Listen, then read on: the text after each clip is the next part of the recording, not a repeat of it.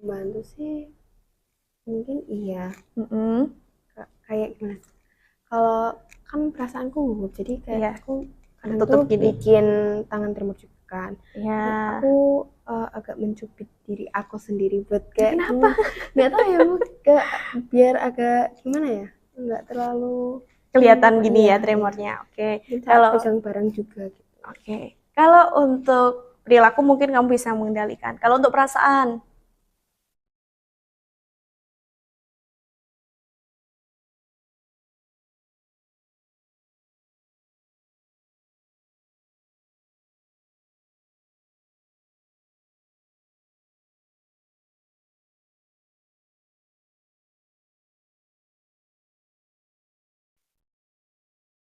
selamat siang Mbak Reta.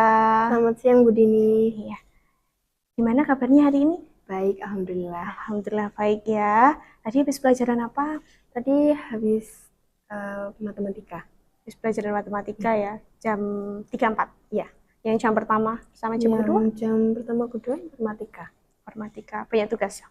Enggak sih, tadi cuma ngerjain LKS aja. Oh, gitu ya. Baca-baca. Ya, ini duduknya sudah nyaman? Sudah. Sudah.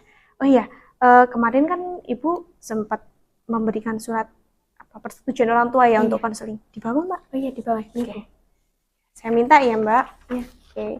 Ini yang tanda tangan ayah atau ibu? Ibu. Oh, ibu. Ya. Ini saya simpan ya sebagai bukti bahwa orang tua mengizinkan kegiatan konseling hari ini. Iya. Gitu. Ada respon lain dari orang tua? Nggak ada sih, Bu. Nggak ada. Ya. Intinya menyetujui ya kegiatan kita kali ini. Baik. Mbak Rita sebelumnya sudah pernah mengikuti konseling? Sudah. Secara individu? Belum. Oh, kalau individu belum, berarti yang secara kelompok Iya. bersama dengan teman-teman yang lain. Iya, betul. Iya. Kalau untuk konseling individu sendiri, Mbak Rita sudah paham? Belum terlalu sih, Bu. Belum terlalu ya. Ibu izin menyampaikan ya terkait konseling individu itu yang bagaimana. Jadi konseling individu ini yang akan kita lakukan hari ini. Jadi memang kesannya seperti ini. Peserta didik atau konseli ya nyebutnya itu meminta kesediaan konselor untuk ya setidaknya mengarahkan untuk memberikan pertimbangan-pertimbangan alternatif ataupun mengarahkan konseli untuk pengambilan keputusan terkait masalah yang sedang Mbak Reta alami begitu. Nah, di sini nanti Mbak Reta juga akan menyampaikan masalahnya. Pokoknya apa yang Mbak Reta pikirkan, apa yang Mbak Reta rasakan nanti disampaikan secara terbuka di sini, gitu ya. Iya. Ya. Mbak Reta datang ke Ibu ada paksaan? Nggak ada. Nggak Sama ada. sekali nggak ada. Sama sekali tidak ada. Berarti sukarela ya, memang datang ke sini menemui Ibu untuk menceritakan apa ya bisa dibilang keluh kesah ya gitu ya, yang sedang Mbak Reta rasakan begitu. Saya juga mau ucapkan terima kasih karena apa ya Mbak Reta kan tadi sudah menyampaikan tidak ada paksaan dari manapun ya. Itu apa ya sebuah hal yang membahagiakan bagi saya tanpa saya apa ya maksa-maksa gitu, tapi ada kesadaran tersendiri dari Mbak Reta. Setelah itu nanti Ibu ya juga berharap Mbak Reta bisa aktif saat saya tanya terkait kendalanya, masalahnya ini silahkan untuk terbuka. Nanti juga Ibu harap kamu bisa apa ya di sini itu bisa kita saling percaya gitu. Mbak Reta menyampaikan ke saya juga bisa memberikan berbagai pertimbangan ataupun alternatif untuk Mbak Reta. Nah, di sini jangan khawatir terkait kerahasiaan yang telah kita bahas.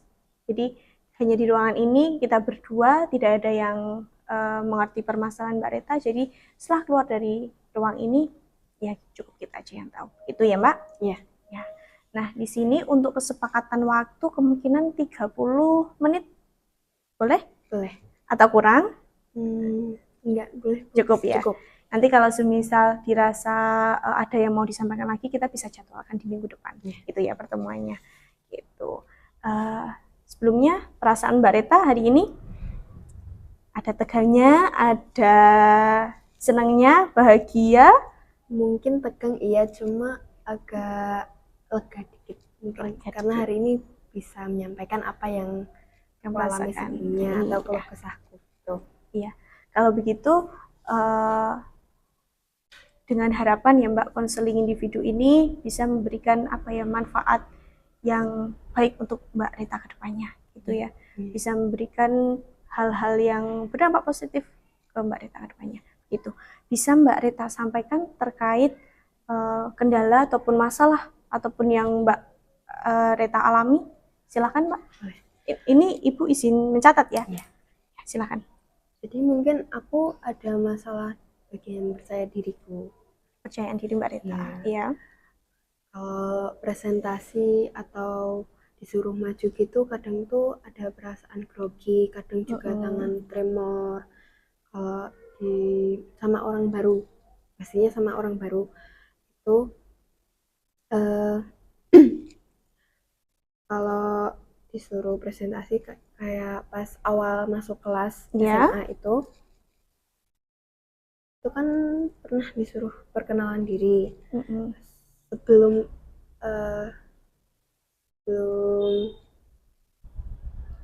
Sebelum giliranku itu aku udah ada kayak perasaan gugupnya gitu, perasaan takut buat memperkenalkan diri, soalnya juga belum kenal siapa-siapa juga. Dulu juga punya pengalaman kayak presentasi gitu, takut salah, takut diketawain gitu-gitu Bu. Terus permasalahan Mbak Rita ini bisa dibilang mulainya ya mulainya atau Mbak Rita mulai merasakan masalah ini tuh sejak kapan? Mungkin setelah COVID ya, 2020 ya? 2020-an lah, pas masuk SMP. Karena kurang sosialisasi, kurang bersosialisasi ya, karena ada pembatasan di kegiatan di luar rumah ya. Berarti ada pengaruh dari COVID juga. Di tahun 2020 posisinya Mbak Rita sedang kelas 7 SD ya. Dan kelas 7 SMP, ya Allah mohon maaf ya. Kelas 7 SMP dan itu sampai saat ini masih kamu rasakan gitu. Gimana? Kalau ini sih udah mulai mereda ya Bu, soalnya udah mulai dewasa juga ya, lingkungannya lebih luas lagi, makin banyak kenal sama teman-teman gitu, jadi mulai lebih nyaman sama diri sendiri juga. Tapi masih sering merasa seperti itu? Sering kadang. Mungkin ini ajaran baru ya, tahun ajaran baru, belum kenal banyak juga di SMA ini gitu. Iya, dan Ibu lihat sebenarnya interaksi kamu dengan Ibu saat ini loh ya, kamu ngomongnya juga lancar, kayak Ibu lihatnya kamu tuh orang yang periang gitu loh, tidak ada kurang rasa percaya diri, tapi ternyata setelah mendengar cerita kamu, ternyata kamu mengalami bisa dibilang kurang percaya diri ya di situasi baru tentunya. Tapi kalau di kelas, Ibu juga lihat kamu ada teman kayak Mela, terus Cornelia, itu kan juga deket. Apa memang kamu ngerasa nyaman dengan teman-teman itu? Iya, mungkin karena pengaruh merekanya juga orangnya tuh heboh gitu. Jadi ikut ke aku juga. Kalau kayak ngobrol sama mereka itu nyaman gitu. Cuma beda lagi kalau pas mungkin ada gurunya gitu, mungkin lebih pendiam. Iya. Ya berarti tergantung situasi ya sebenarnya. Ada situasi lain, kan tadi kamu menyampaikan presentasi, ada situasi lain pas public speaking, lomba atau hanya diminta untuk ngobrol di depan kalau kamu? Di SMA ini itu pas aku mau ikut organisasi itu tuh disuruh public speaking buat tesnya. Pas itu tuh aku awalnya disuruh mempersiapkan diri kan, soalnya pas maju ke depan itu nggak boleh bawa teks sama sekali. Mungkin sebelum maju itu aku udah ada perasaan gelisah, cuma tuh di pikiranku aku menenangkan diri, cuma tetap aja perasaan gelisah aku nggak bisa hilang. Pas maju itu benar-benar deg-degan, terus tangan aku agak tremor dikit juga, tapi masih bisa aku atur. Pas pertengahan itu mungkin aku agak lupa, terus panik ya, aku dari situ agak nangis sedikit. Nangis saat kejadian itu juga Mbak? Maksudnya posisinya kamu lagi ngobrol di depan umum? Iya, ngomong di depan umum? Tapi nangisnya mungkin bukan yang histeris, nangis sederis itu, ya agak meneteskan air mata. Iya. Nah, di situ berarti saat kejadian itu, kita fokus saat kejadian itu ya. Tadi kamu menyampaikan tangannya tremor. Terus dari perasaan, maksudnya ada perasaan cemas kah? Gelisah, takut, Heeh. cemas, campur aduk semuanya. Iya. Berarti dari perilaku kamu tangan tremor.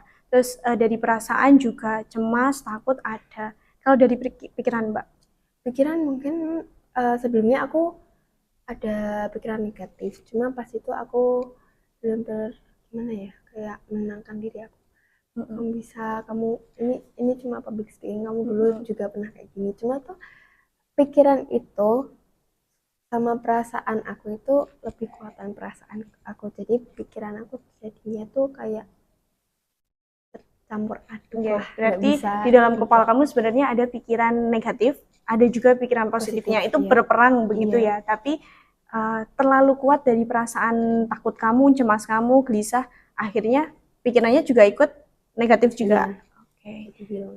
Oke. Berarti bisa Ibu bilang dari perasaan berkaitan dengan pikiran negatif kamu, akhirnya menimbulkan sebuah perilaku yang tangannya itu tremor sama nangis.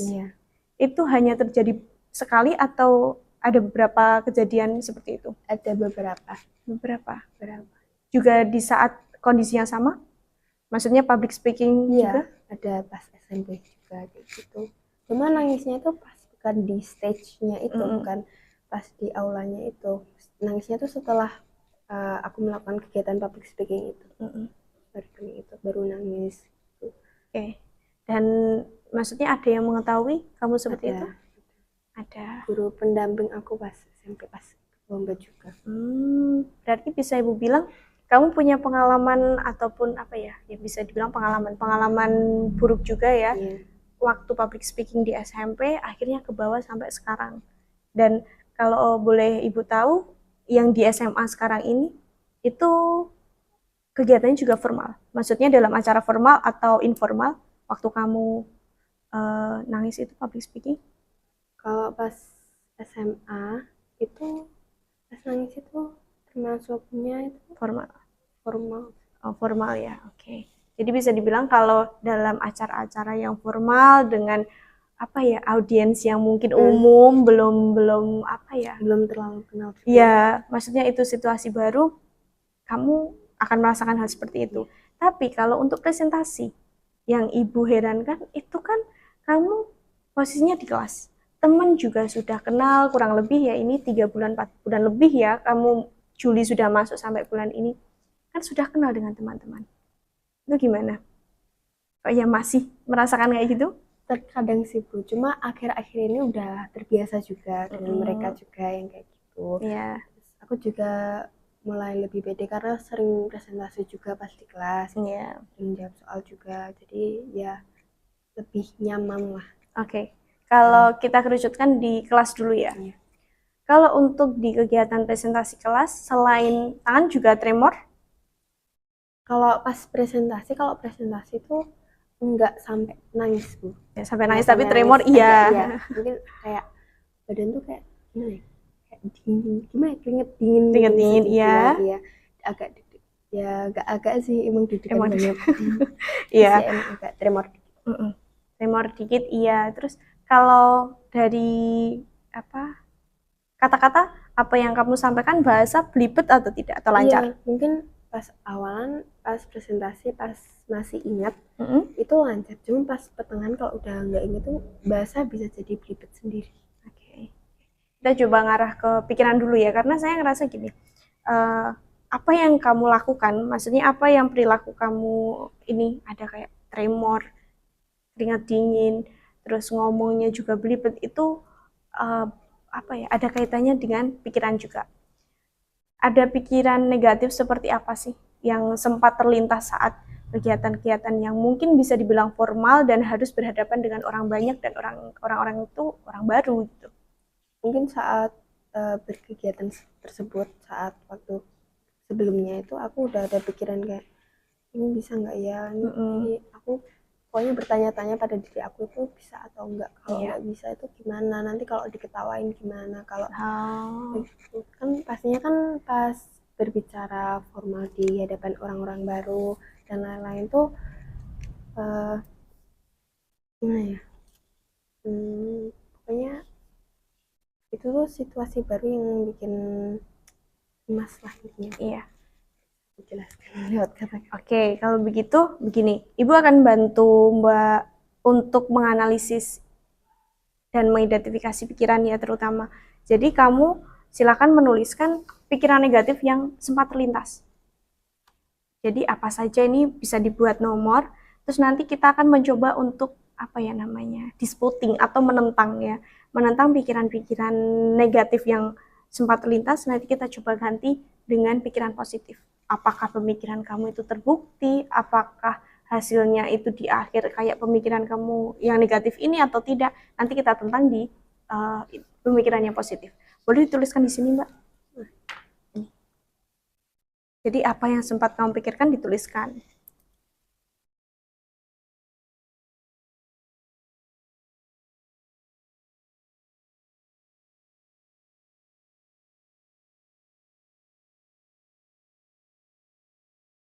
Ini langsung nulis positifnya apa gimana? Ya, kamu analisis dulu, kamu identifikasi dulu pemikiran negatifnya yang sempat terlintas apa gitu. Ditulis dulu. Apa saja. Di spasi boleh.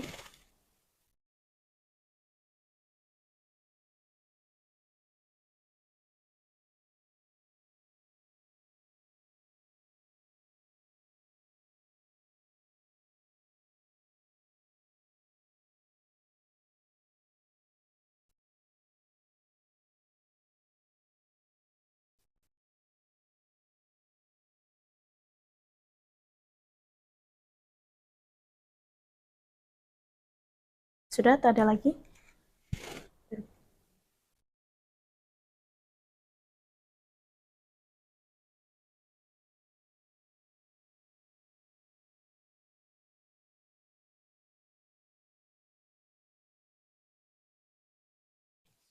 Sudah.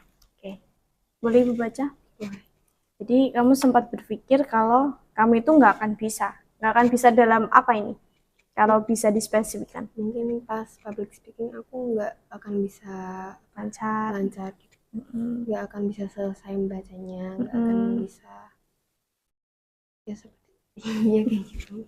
Pokoknya nggak bisa menuntaskan apa yang harusnya aku selesaikan gitu ya. Terus yang kedua, mereka semua akan menertawakan aku. Ada pemikiran seperti itu? Ada. Dan kamu juga ada pemikiran kayak orang lain bakalan menganggap aku buruk gitu. Ada. Sering. Itu juga dalam situasi formal atau dalam situasi biasa seperti ini kamu sering mikir kayak gitu? Di kedua situasi. Formal sama biasa. Tapi mungkin yang situasi biasa itu nggak terlalu sering, soalnya kan sama lingkungan juga kan. Kayak teman kelasku, aku juga udah kenal mereka semua, jadi nggak terlalu kepikiran buat kayak gitu. Cuma mungkin kalau situasi formal yang banyaknya orang-orang umum yang belum aku kenal juga, mungkin kalau berpikiran buruk kan nggak akan tahu apa yang akan terjadi kan gitu. Berarti kamu tipe orang yang kalau bisa saya harus menampilkan kelebihan saya di depan orang lain. Ya, punya anggapan seperti itu. Iya. Berarti kamu takut untuk dianggap buruk, takut dianggap orang yang tidak kompeten, orang yang tidak pintar lah gitu. Takut dianggap seperti itu. Oke. Baik. Yang ketiga, aku pasti gagal. Itu padahal pikiran kamu. Ada di pikiran itu ngomong gini, aku pasti gagal ada. Berulang kali. Iya. Itu mungkin pas kadang itu situasi bukan pas public speaking atau wawancara, itu tuh situasi dimana aku mengerjakan suatu soal mungkin kayak gitu. Pas tes kemarin kan ada pikiran kayak gitu juga. Berarti memang kita harus fokuskan untuk mengalihkan pikiran negatif kamu. Bukan di situasi formal saja, ternyata kamu ngerjain tugas, kamu ujian, itu banyak pikiran negatif yang muncul dari isi kepala kamu gitu loh. Oke, coba kita tentang gini, aku nggak akan bisa untuk semisal tadi ya, saya minta spesifikan public speaking, menyelesaikan teksnya, membacanya, ataupun waktu presentasi nggak akan bisa gitu ya, nggak akan bisa lancar gitu ya. Buktinya dalam beberapa kali kesempatan terbukti lancar atau terbukti tidak lancar. Lancar. Lancar kan? Iya. Nah, di sini ganti kalimat ini, aku nggak akan bisa, ini diganti. Aku pasti bisa, aku yakin bisa.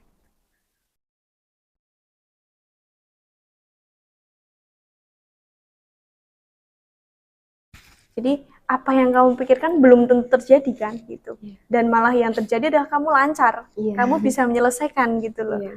Terus yang kedua, mereka semua akan mentertawakan aku. Apakah pernah ditertawakan? Enggak, mungkin Saat SMP, enggak. kamu public speaking itu, terus kamu tadi menyampaikan sempat menangis, ditertawakan? Enggak. Tidak. Terus yang kemarin kegiatan apa itu Mbak? MPK? Iya. Iya, waktu kegiatan MPK itu apakah ditertawakan? Enggak. Sampai kamu nangis di stage kayak gitu? Enggak. Enggak. Waktu kamu presentasi, tadi hari ini ada presentasi tidak? Ada. Ada. Pelajaran apa? Matematika. Matematika. Kamu mengerjakan matematika di depan Iya. kelas? Iya. Dengan kelompok atau sendiri? Dengan kelompok. Dengan kelompok. Presentasi juga? Iya. Menyampaikan ke teman-teman? Iya. Belibet? Mungkin di tengah iya, cuma aku bisa mengatasinya. Oke, bisa mengendalikan ya. Iya. Itu apakah ditertawakan dengan teman? Enggak. Enggak kan? Enggak. Ubah kalimat itu, ubah pikiran kamu dengan yang lebih positif lagi. Mereka akan lebih memperhatikan saat saya presentasi, mereka akan antusias mendengarkan cerita saya gitu. Mereka tidak akan menertawakanmu gitu.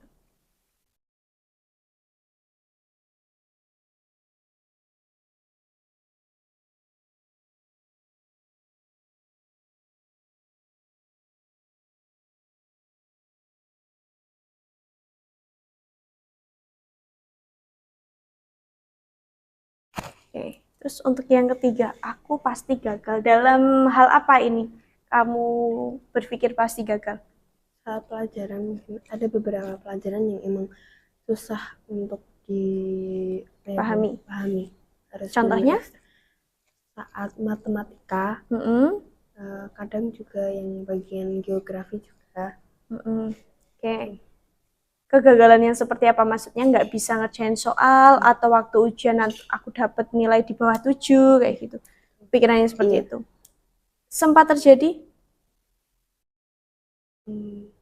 Enggak sih Bu. Enggak. Geografi juga nilaiku Bagus. Matematika nilaimu bagaimana? ya pas-pasan Bu, cuma enggak Di atas 7? sampai iya. Nah, itu. Berarti kan kamu nggak akan pasti gagal kan? Iya. Aku pasti bisa. Aku pasti bisa berhasil. Ubah kalimat itu.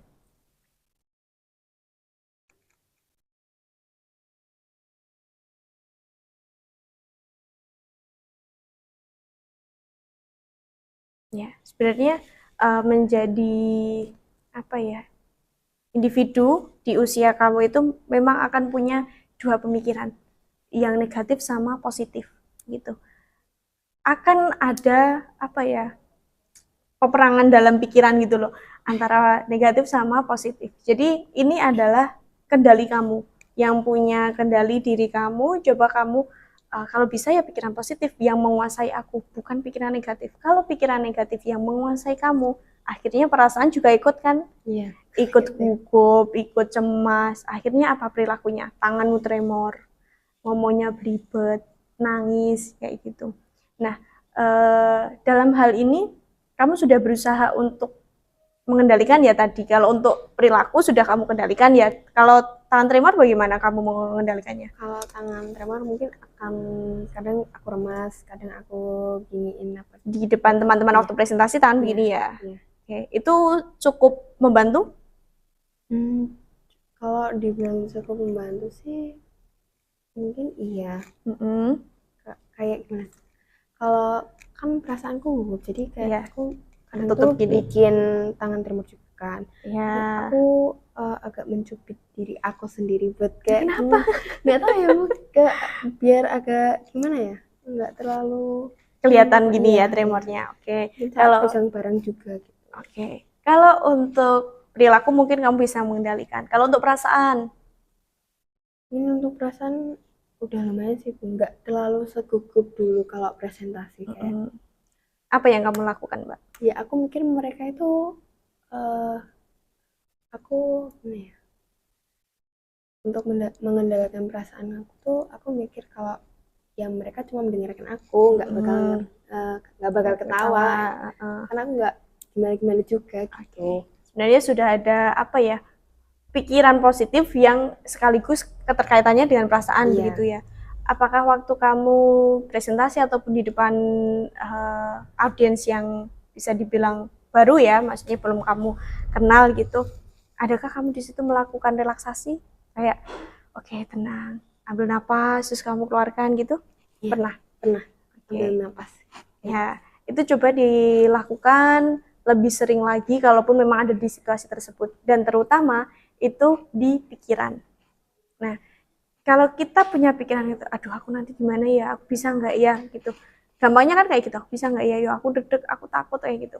Coba itu kamu kelola dengan pikiran-pikiran yang positif. Mereka itu akan lebih mendengarkan aku, apa yang aku sampaikan ya apa yang aku ngerti. Mereka pun belum tentu bisa kayak aku gitu loh. Kamu harus bisa menjadi pemenang bagi diri kamu sendiri gitu loh. Jangan takut atas pendapat orang lain. Kalau kamu punya anggapan kamu itu harus terlihat baik di depan orang ya, di depan orang lain maksudnya, itu bagus. Tapi jangan terlalu menuntut diri kamu harus sempurna gitu loh. Toh orang itu juga beberapa kali akan ada kesalahan begitu. Tapi kesalahan itu jangan kamu jadikan beban gitu ya. Sekali dua kali kalau ngomong belibet ataupun tadi sempat waktu SMP itu kesalahannya apa? itu tuh pas itu kan pakainya kan itu mic clip on ya, yang ditaruh di belakang punggung situ. Nah, properti aku kan ada sayap-sayapnya yang dipakai di sini, kayak dijadikan tas gitu. Nah, pas aku kan itu ceritanya yang bebek buruk rupa berubah menjadi angsa. Nah, itu aku pas transformasi memakai sayap yang bagus itu lepas. Clip onnya kegeser, Bu. Jadi ini yang clip on di telinga ini ya. Telinga itu geser ke bawah kan. Nah, itu aku otomatis panik. Terus tiba-tiba ngeblank aja gitu pas aku storytelling gitu. Padahal itu udah hampir selesai. Tapi kamu bisa menyelesaikan itu kan dengan baik? Iya. Kalau terkait hasil kayak gitu, kamu pasti mikir di hasilnya aku. Iya. Kamu berekspektasi aku harus menang, aku harus dapat juara gitu. Sebenarnya bukan di titik itu yang harus tekankan. Itu hanya bonus, Mbak. Tapi prosesnya kita punya pengalaman itu loh. Kamu punya pengalaman storytelling kayak gini. Di mana di tingkat provinsi atau apa, kamu punya pengalaman itu gitu. Jadi kita kalau bisa yang bermakna itu prosesnya, bukan hasilnya. Hasil itu bonus, gitu ya. Kalaupun dalam kegiatan lain seperti formal yang MPK ataupun apa gitu, yang kamu harus tekankan itu di prosesnya, karena proses itu yang akan membuat kita berkembang. Kalau kamu menuntut hasil harus baik, kamu nggak akan menikmati prosesnya itu ya. Dan juga kamu harus bisa mengelola pikiran kamu. Kalau pemikiran kamu positif, hal positif juga akan ikut ke kamu, akan datang ke kamu. Tapi kalau hal negatif, itu yang ada malah prosesnya kamu malah ikut tremor, yang panik kayak gitu. Nah, di sini Ibu juga mau ngajak kamu, ini nanti bisa dibawa. Ini kan beberapa belum kamu tulis lagi. Kalaupun nanti ada pikiran negatif, boleh dilanjutkan di sini, kamu tentang sendiri. Jadi pikiran negatif kamu tentang sendiri dengan pikiran positif kamu. Gitu. Perkuat pikiran positif, lalu usahakan setiap pagi ataupun waktu kamu berangkat sekolah, kasih afirmasi positif bagi diri kamu. Semangat pagi, kamu bisa, kamu hari ini harus senang, harus ceria, kayak gitu ya. Itu boleh dituliskan kalau memang sudah ada, kalau tidak bisa kamu nanti sambil jalan ya. Itu harus kamu biasakan biar hal positif juga akan terpancar dalam diri kamu begitu.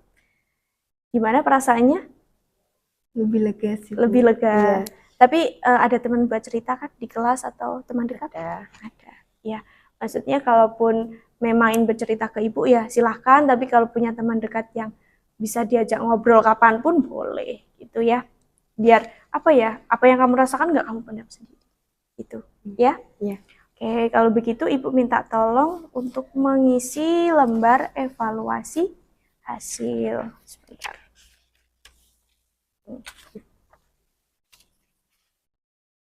Ini Mbak. Ya.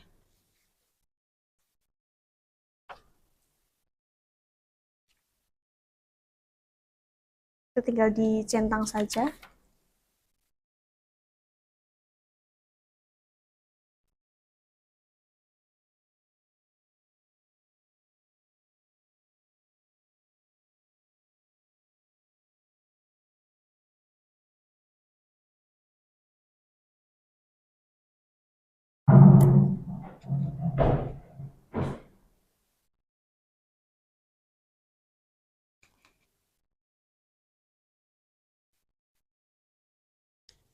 Identitasnya sudah diisi? Ya. Oke. Oh ya, tadi yang untuk persetujuan dari Mbak Rita sendiri sudah jadi satu dengan orang tua ya? Iya. Oke. Oh ya ini. Oke, ini saya satukan. Terus sama sekalian ini Mbak, ada kepuasan konseli dari Mbak Rita. Jadi lebih kepada proses yang kita lewati ini, apa yang Mbak Rita rasakan boleh dinilai sesuai pernyataannya ada di situ. Identitasnya diisi dulu.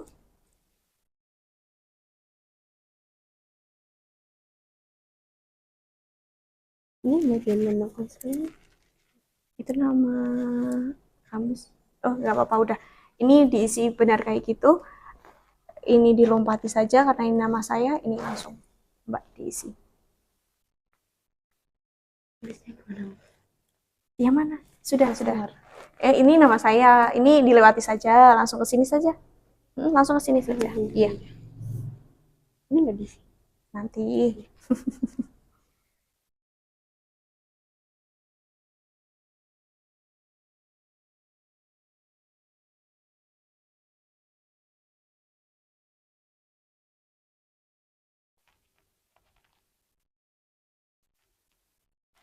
Sudah. Ini boleh tanda tangan kamu Mbak di bawah. Ya. Terima kasih. Nih, pulpennya boleh minta ya. Ini boleh dibawa. Nanti kalaupun ada yang mau disampaikan lagi, boleh lewat WA. Nanti kita komunikasi. Semisal Bu, minggu depan saya pengen ketemu gitu. Di jam berapa, di mana tempatnya nanti konfirmasi ulang lewat situ saja. Dan saya minta kalaupun memang ada pertemuan lanjutan, ini nanti dibawa ya. Iya. Soalnya sekalian menjadi proses pemantauan dari apa yang telah Mbak Rita lakukan, terus kemajuannya bagaimana, begitu ya. Nanti saya bisa lihat di situ. Yang penting Mbak Rita harus optimis, harus percaya dengan kemampuan yang Mbak Rita punya dan lawan pikiran negatif yang Mbak Rita punya gitu ya. Oke, mungkin itu saja yang bisa Ibu sampaikan. Ada yang mau ditanyakan lagi? Enggak. Tidak, oke. Bisa kembali ke kelas ya Mbak. Ibu tutup kalau begitu. Wassalamualaikum warahmatullahi wabarakatuh. Waalaikumsalam. Terima kasih Bu Dini. Iya.